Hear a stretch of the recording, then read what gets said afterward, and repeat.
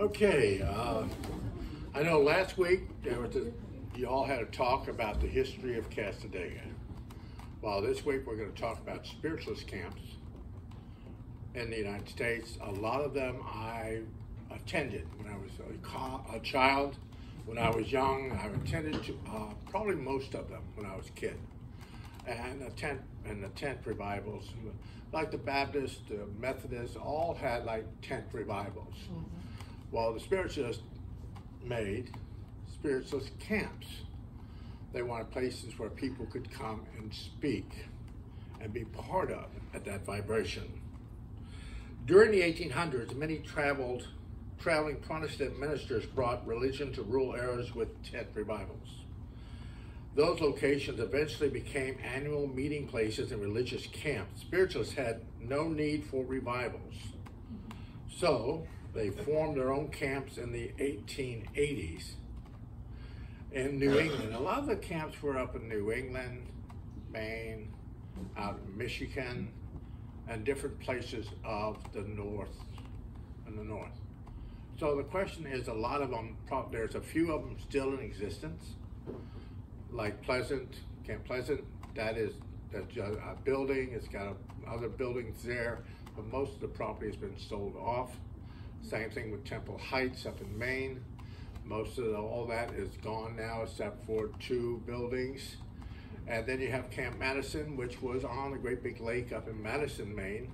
There's just a small little house now. That is all that's left of Madison. All the things been sold off.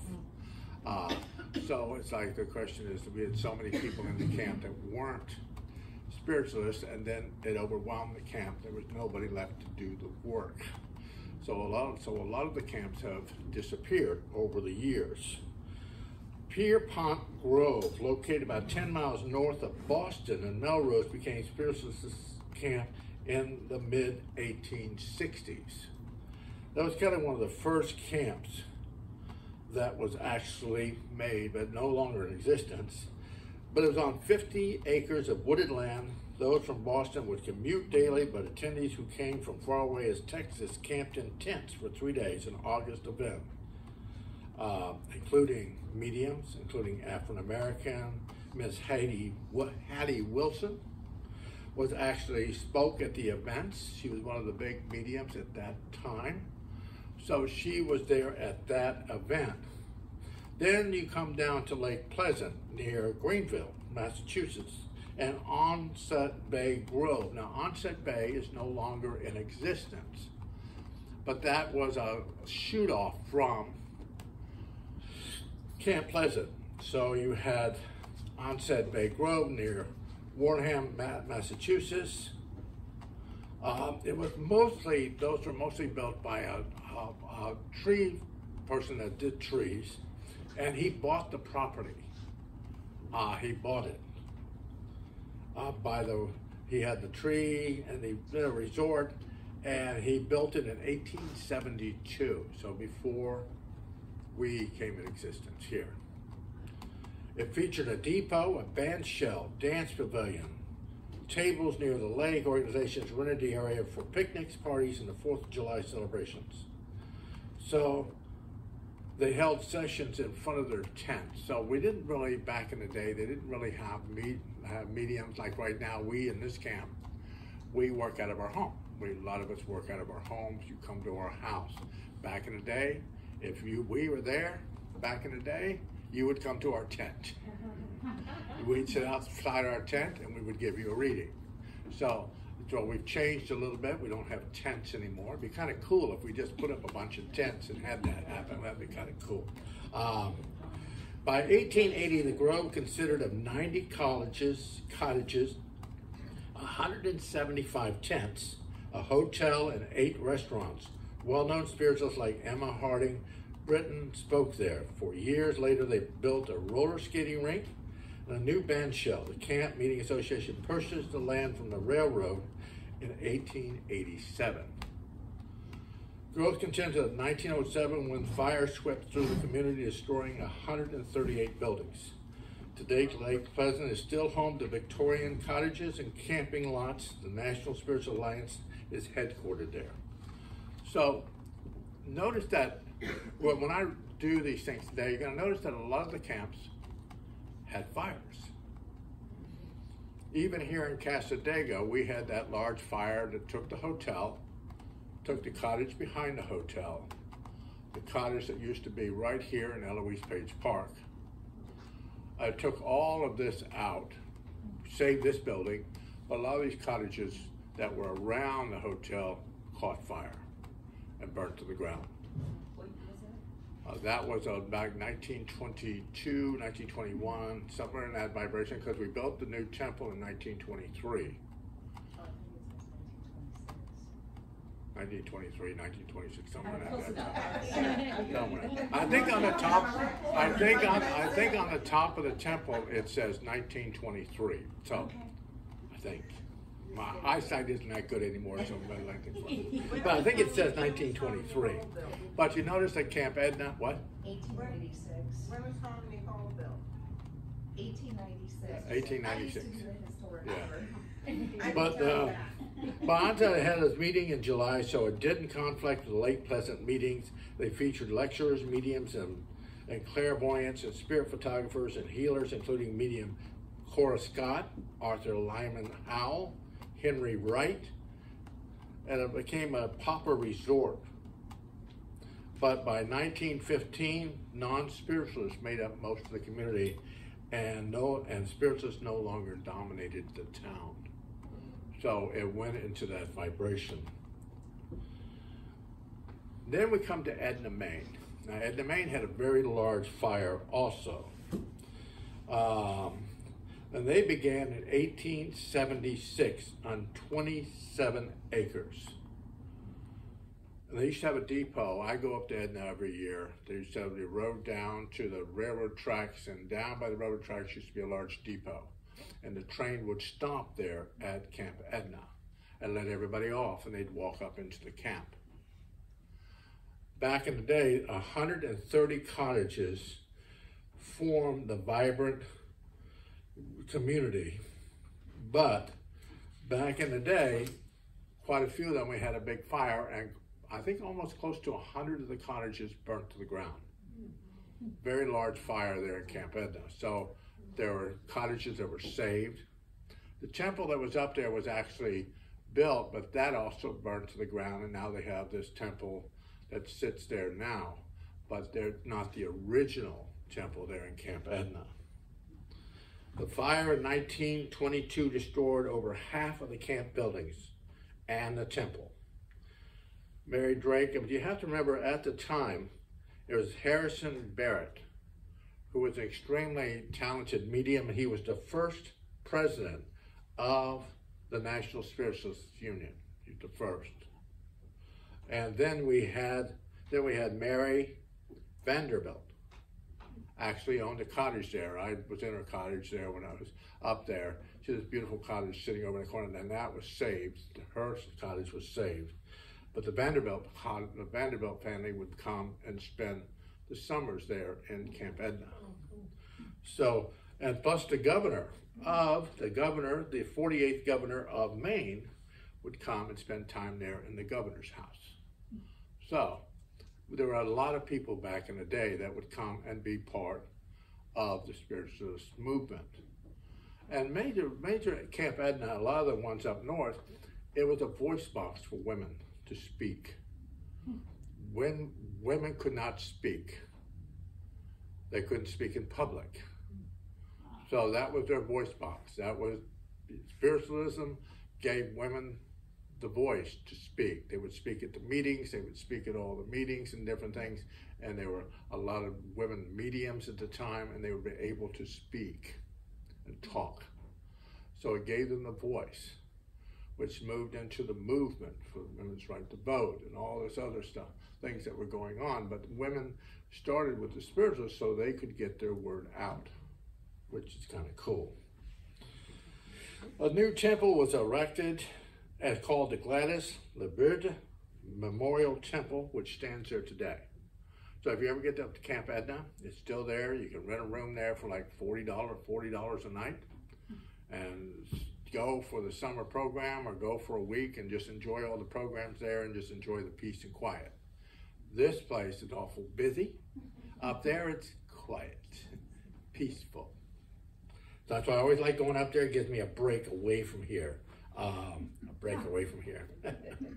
Right now, there are about 50 cottages that make up Camp Edna. There are about 50 cottages that are left on the grounds that make up Camp Edna. Warnock Spiritualist Camp continues to thrive.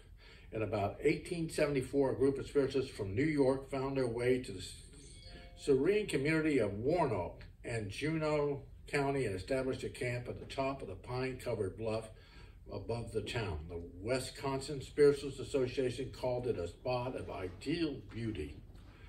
You can stay in the tiny cabins and give in-person readings, and they still have the small cabins there.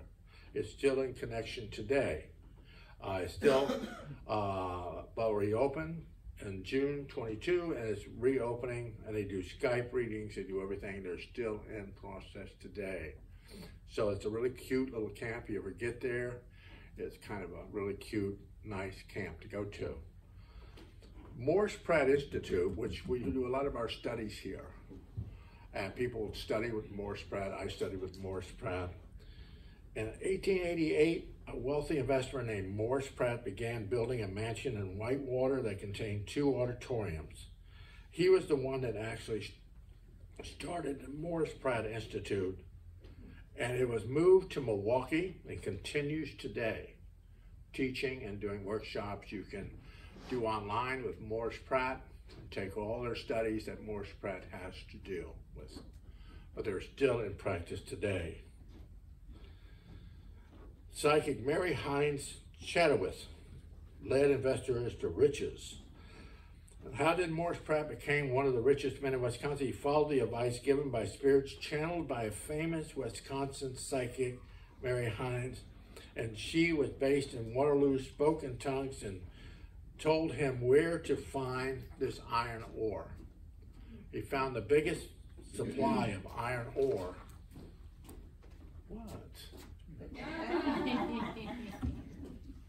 Hello, Mother. I got water here. Okay. So anyway, she found this guy. He went, mined it, and then they became one of the most wealthy families of the time because of the iron ore that this psychic had told them about. So, one of the famous medium spiritualists of 1895 to 1905 era was Louise Park. She had a famous guide named Fox Chief Black Hawk, and she had powers, but she didn't last a long time because she started doing her seances and things in a white robe with a hood that reminded people of the Ku Klux Klan. So she didn't do her stuff too long, but she was well known until she put the hood on and the white robe. So you gotta be cautious how you do yourself. But she's no longer in. She could no longer do the work because people wouldn't come. They didn't like how she was dressed, at the time. Then we get down to George Colby.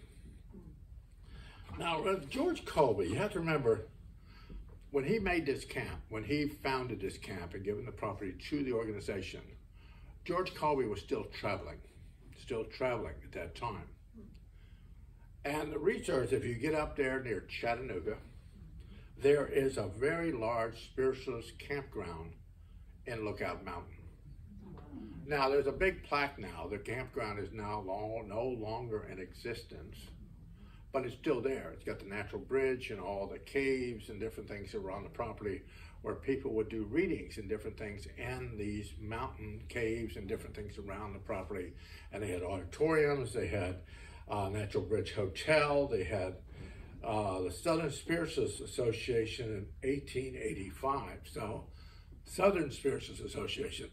So, that was what we are the Southern Cassadaga Spiritualist Association here. This was the Southern Spiritualist Association. George Colby was actually on the board of this association. So his name is associated with the Lookout Mountain spiritualist campground.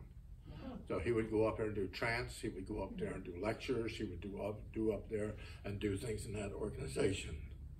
What? What is, I'm fine, Marie. Now you're better. 45 years of marriage. So anyway. Because she's taking good care of you. I know. So the one thing with Emma Huff was one of the major ones who named the camp here. When she came onto the organization, she said it looked a lot like Cassadaga, New York. Cassadaga, New York. That's why Cassadaga actually got its name. But it means rocks beneath the water. And people have a little ideas of what rocks beneath the water are. And what the Seneca meaning for that, the Seneca Indian meaning for that is, once you place uneven and unraveled rocks in water, the water runs over it. A spirit runs over the individual, roughs out all the edges and makes a smooth rock so the water can flow more clearly over your vibration. Rocks beneath the water. That's what Cassadaga means. So that was the vibration for that.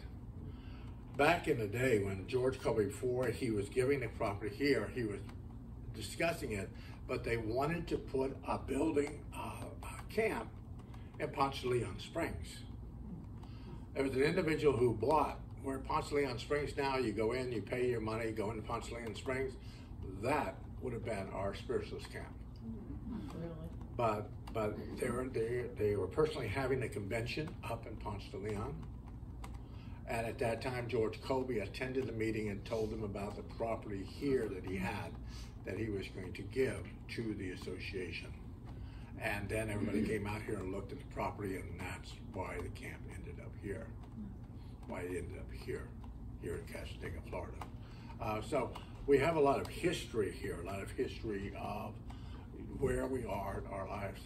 A lot of people talk about the old mediums that were here, the old ones. Back when I got here, I was a kid. Now I'm one of the senior members.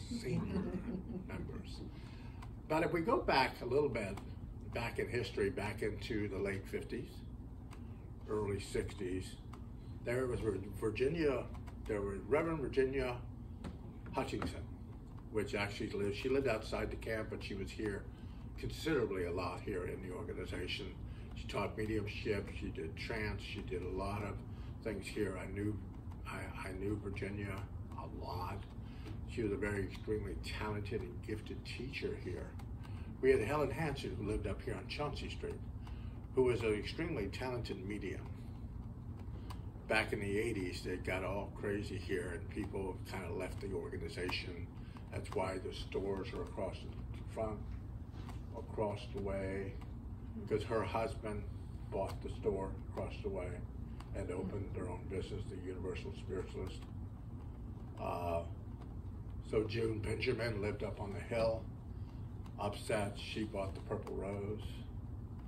So a lot of the businesses outside the organization were actually started by mediums that were actually here in the camp. Actually started here. I knew June when she had the Purple Rose. So a lot of the places were actually set here. And right past the Purple Rose, you see this little concrete there. It used to be a very good bar. But it did burn to the ground, but it was a good bar. And we all, as kids, used to tease that the mediums would talk to spirits, and then at night walk across the street and fill themselves with spirit until they came back. So we thought that was kind of cute. But the bar did go burn down. Then it moved like into Lake Helen, which was called the Alibi Lounge. So that was there, and that's no longer there either. So that has moved. So, but then you had Lolly Weigel, who was actually a psychometrist. She would use pendulums. She would take energy of something that you would give her, car keys, something that she would give her, and she would read your energy. She was a psychometrist. And she lived right here on Main Street here. You have Virginia Bullock, who was an extremely talented healer and teacher. Actually lived in Harmony Hall. And June Smith lived there, Reverend June Smith. She was an extremely talented healer also. So both of them lived in Harmony Hall. with Judy Newman. Now, not too many people know Judy. She was a reverend here. But she didn't do public work. She only wanted to do private work, and that's all. You usually saw Judy if she was around the street, but she didn't do public work. She didn't like it. So she would be in that place there. Then you have Warren Hoover, Dr. Warren Hoover. He's passed the spirit for quite some time now, but he lived right in Brigham. So a lot of the older mediums, Eloise Page, Reverend Eloise Page lived behind the camp with Marie Lilla, had her house behind the camp. And then another house back there belonged to Reverend Donna Chan. Yes. Turn up, I can't hear you. How's that? But you had Donna Chan, who lived back on Emil Road also, and she was an extremely talented medium and healer of the organization. But there was this stuff going on. So, but anyway, but the question here is, we all kind of really built the camp. We all tried to make the camp this place for people to come to. I always tease people when I was doing readings. When I first started doing readings were between $2 and $5. It was a half-hour reading, $5. When we tried to raise price, the other mediums got all upset. We were trying to raise the price, so we had to keep it at a certain level for a certain amount of time. $5. And if you tried to raise your price, the group of them would come to your house and stand outside and yell at you. So you couldn't raise it, so you had to keep it that way. So we kept the price that way. So we always had that connection with each other, working. And if you lived here back in the day, Lolly and all of Eloise Page, all of them would pile in the car. They'd be heading to Biloxi, Mississippi, to the casinos. Heading, there they'd be going. You'd see them heading out of town, waving to us. But they never brought us back any money, but they were waving to us though. They were waving as they were heading to Biloxi, Mississippi. So we always had fun here, and the vibration with that was fun, a connection to the vibration of that. But a lot of the mediums traveled from here, went up north. Kenneth Cousins and Gladys Cousins, they lived here on Main Street. And him and his wife would play the harp. Almost every Sunday, if you walked in our church, you'd hear harp music. And both of them played the harp. And they would play music in the church until Gladys died, but then Kenneth would come down and play his harp until he got sick and went back up to Massachusetts, up to his church up in Onset. So a lot of the people ventured here to speak, to talk, to do mediumship, to understand spirit. And that's really what the camps were for. All the camps that we have were for you personally to understand spirit. For you. Not for me to tell you how to feel spirit or see spirit, but for you to experience it. That's what the camps were for. For you to experience that connection to spirit. Because when George Colby talked in trance, he brought through, people know of Seneca, then there was the philosopher, then there was the unknown. Yeah, the unknown. But George Colby would trance these individuals in readings. When he did readings, he would trance. I go into trance and allow spirit to take over and speak in a different language or speak in a different vibration or a different voice. But a lot of the mediums back in the day did speak in trance. They did go into trance. They did let spirits work through them.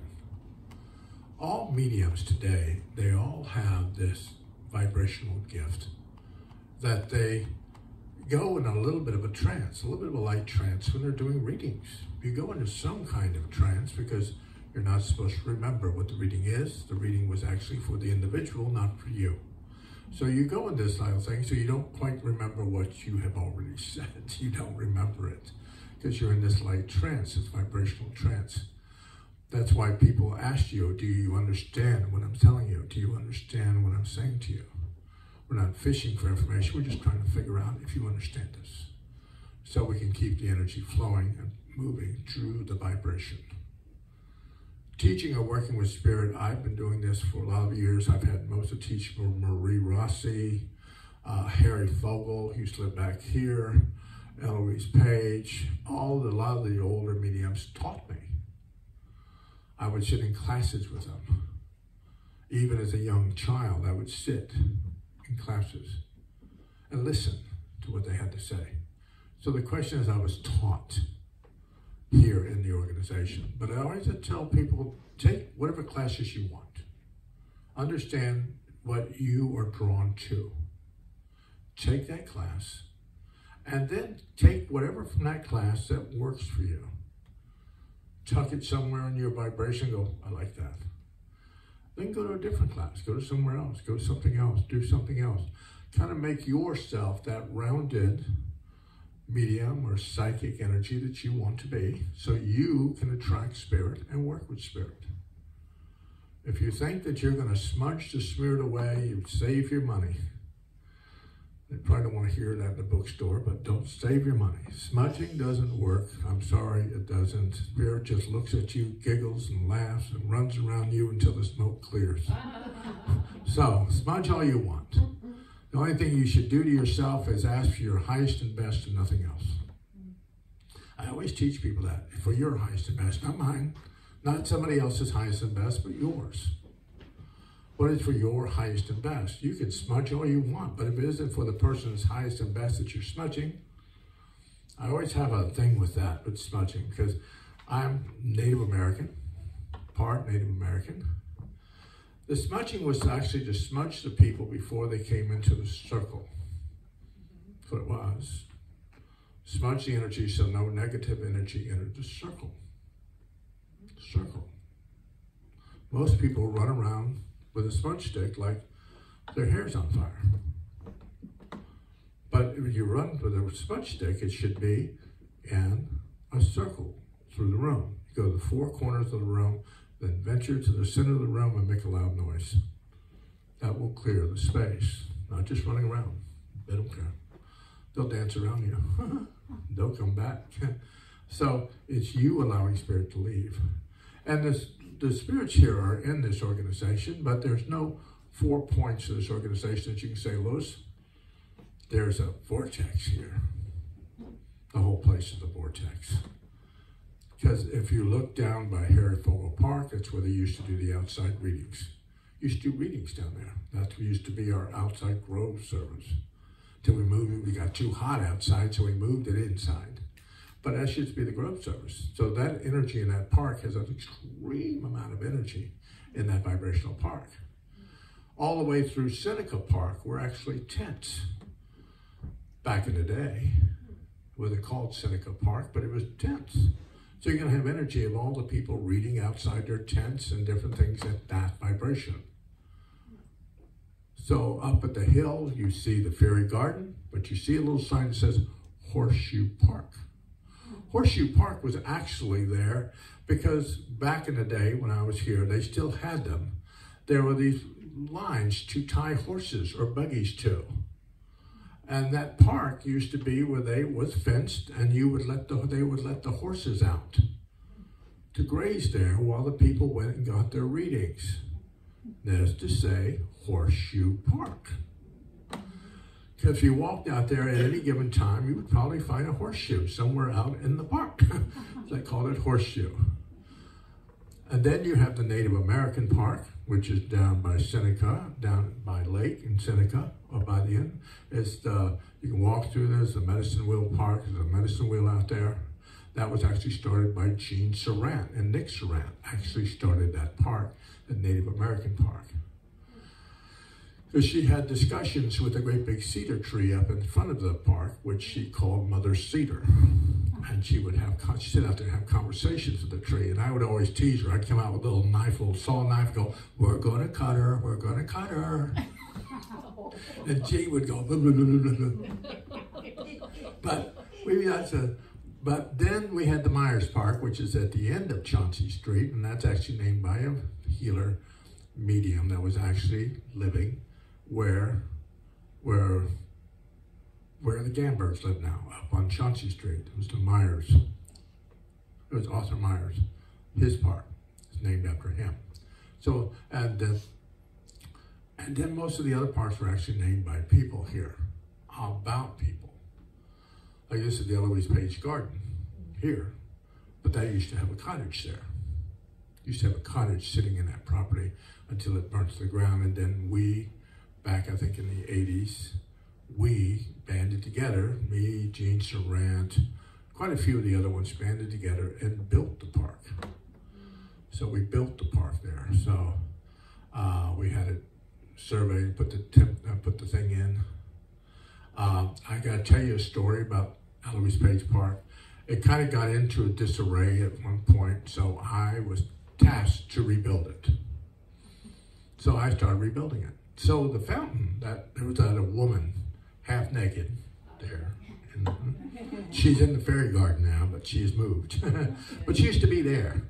So I painted her blue because I was trying to seal her. Because she had all these holes and she was trying to fall apart. So I put this blue sealant on her. So she looked like this great big blue things in there. And Eloise Page, I think Gene Sarant, Lolly were going to call the sheriff on me. And I had ruined the fountain. And finally, one of the husbands come down and said, "What are you doing, Lou?" I said, "I'm sealing her. See, it's sealer. It's just blue sealer. I couldn't get any other color. It's blue." And Warren Hoover, he's sneaking up behind us.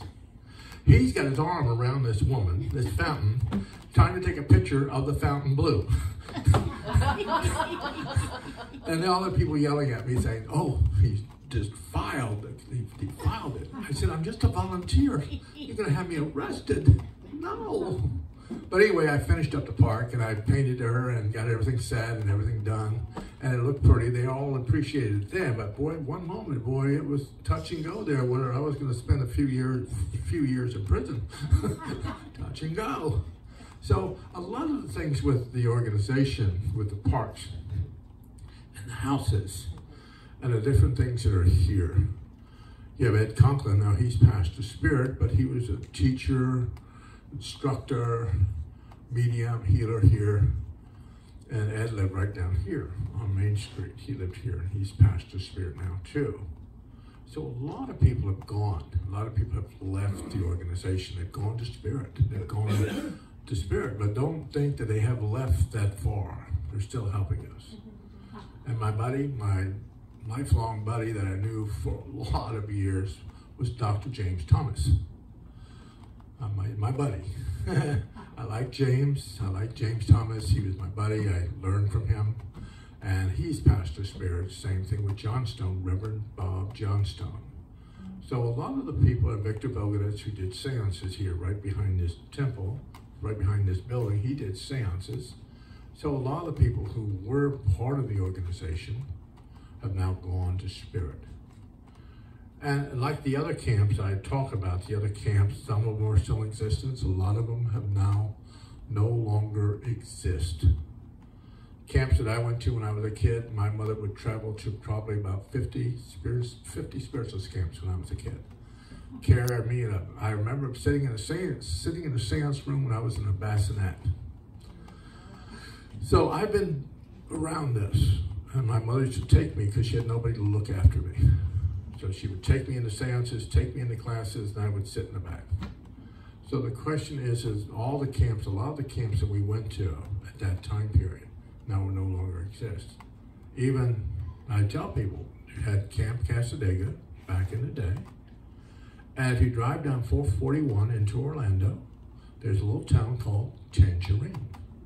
And Tangerine used to have a whole bunch of psychics all over the place. It was a whole psychic mecca there. And my mother used to read there quite a bit and take me up to Tangerine. I used to play outside of Camp Edna, up at the temple at Camp Edna when I was a little kid. I played out there in front of the temple. Same thing with Lilydale.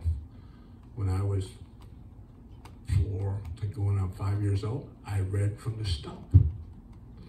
Now the stump, you can't get on the stump anymore. You can't climb up on the stump. They got it kind of roped off. You can't get up there anymore. But when I was a kid, get up on the stump and read there at Lilydale. So a lot of things I've done in my life, a lot of things of spiritualism, But I noticed that as spiritualists, and people that are becoming spiritualists, have to try to save what we have left. We're the largest spiritualist camp in the southern United States. We're really the only one. We're it. And if Cassadaga ceases to exist, then there'll be no spiritualist camp in this part of the United States. We're it. There used to be camps over on the West Coast. There used to be camps at other places in Florida. They're no longer in existence. Even the churches are going away. So we have to try to save what we have as a Mecca. It's a Mecca for people to come to. And that's really what spiritualism is. It's a Mecca for people to come to be part of. So kind of when you're walking around and thinking about Cassadaga and wanting to be a spiritualist, know it's a lifelong calling. It's a calling. That's what it is. And even though you move away, we're still sucking the energy out of you. And move away all you want. You're gonna wake up one morning and go, oh, I'm so tired. It'll be us here going, pulling it from you. So go ahead and move. Go ahead. We're still gonna pull it back. I notice that all the people that move away, they come back like moths to the flame. I'm getting out of here. 1 year later, they're back. We've moved. Me and my wife moved. We're back. Yeah, we're back. So, no, you can move. You'll be back. You'll be back. Now, anybody have any questions you want to ask me? Yes. Okay, getting back to Camp Edna, you said you go there once a year. Could you let us know when you go? It's on my website. I'm going August 14th through the 21st. I'll be up in Camp Edna. Okay. And where is that? It's about 25 miles west of Bangalore. You come up, we have some lobster rolls, some Maine blueberry pie. I mean, And I have another question. The Lookout Mountain in Chattanooga and those caves that you're talking about, they no longer exist. oh, the caves are still there. Oh, can you go? Oh yeah, you can wander through the park. Yeah, it's a park. It's got a natural bridge. It's a park. You can wander through. You can still feel the energy of the spiritualists there. Yeah. There's a big marker right on the road. You'll see Spiritualist Camp. The Spiritualist Campgrounds. Yeah, okay. So you'll see the big marker. And it's on the internet. You just punch in Lookout Mountain Spiritualist and it'll come up. Okay. It'll come up. It'll pop up. Yes. Thank you for the information about the Onset Bay Camp, because I've been dying to know more about that. Because it's a spiritual place. I mean, it's a hill. Now in the town they show movies at, but you can feel, used to sail there, and it was like the safest port, the comfortable place to be. But I knew there's spirit there, but I never understood the history. Is there a book or something? Onset, well, there's the Onset Church. There's a book. There's a lot of information online Yeah, now. no, I've been to the Onset Church. It's just down the street from where they used to camp. They used to have the Onset Church, and you still have the wigwam. You been to the wigwam? It's on the site. Yeah, it's The on the wigwam. hill. It's shaped like a teepee, called the wigwam. Yeah. So Reverend Luke, I don't know if anyone knows this, but I was a reporter for like 30 years. And so I gotta really wonder, I mean, okay, so there were fires. Were these fires intentionally set? Or were they natural disasters? And not all these camps had fires though. I have to wonder if people just imploded the place and it broke up. Well, you have to did take. not get along. So you gotta take some Harmony Grove, which is out in California. Yeah. They had the wildfires out there in California, which burnt most of the organization, so that was not natural. Yeah. The same thing up in Camp Edna. I feel like that was supposedly somebody fell asleep, caught the cabin on fire. But if you notice that your cabin was here, the wall to your cabin was here, the cabin next door to you, the wall was right here. So they were kind of like right up next to each other. So when one caught fire, it was going. Here in the organization, the house behind the church with a big 3-story beautiful home behind the church, the kid snuck in behind from the woods and set that on fire when he was up north teaching. So that big 3-story The house here, they had fireworks and different things around that time of year. The fireworks caught the hotel on fire, which was a 3-story wood building, which caught that. They couldn't put it out, didn't have the water and different things to put it out. They were trying to, and that's what caught the rest of it on fire. So kind of natural. So, but a lot of the things were natural fires and people, not some, and then sometimes people come in and set fires to the place. Set fires to it, so. Dr. Yates, were you aware of any camp around Newport, Rhode Island, or Middletown? There was something there, but I don't think it was a large camp. I thought it was a gathering place. A lot of the places I went to when I was young were like tents. You walk in, it was like great big tent revivals. There's tents everywhere and one big large tent, like a tent revival. But they called it a Spiritualist Camp Meeting Association, but tent. So most of them were tents, and when it was all done, they packed up the tents and they left. They moved. So I think I gotta go.